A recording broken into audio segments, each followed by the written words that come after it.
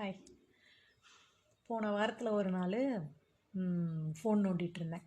அப்போது ஆன்லைன் ஜாபை பற்றி காமிச்சிட்டே இருந்தது. சரி, ஓகே, அப்ளை பண்ணி பார்க்கலாம் அப்படின்னு.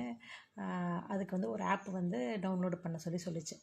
சரி, ஓகேன்னு ப்ளே ஸ்டோர் போயிட்டு டவுன்லோடு பண்ணுறதுக்கு முன்னாடி அந்த இதில் வந்து கூகுளில் அந்த ஏபிகே இருக்குல்ல, அதில் போய் சர்ச் பண்ண சொல்லிச்சு. அதில் பார்த்துட்டு இருக்கும்போது கீழே நான் என்ன தேடிட்டு இருந்தேனோ அதுக்கு கீழே வந்து பிக்சர் போட்டு காமிச்சிட்டு இருந்தது.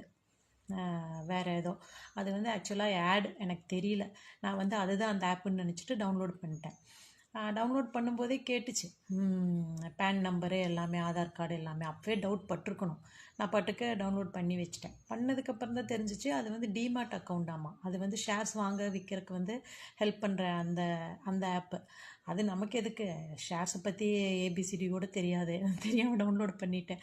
அப்புறம் பயமாக இருந்தது, அக்கௌண்ட்டில் இருக்கிற பணத்துக்கு இன்னும் ஏதாவது திருடிடுவானுங்களோன்னு. அப்புறம் வேகமாக என்னோடய பணம்லாம் என் பொண்ணோட அக்கௌண்ட்டுக்கு மாற்றி விட்டுட்டு இப்போ தான் நிம்மதியாக இருந்துச்சு. அப்புறம் பொண்ணு போன வாரம் ஊர்லேருந்து வந்தா.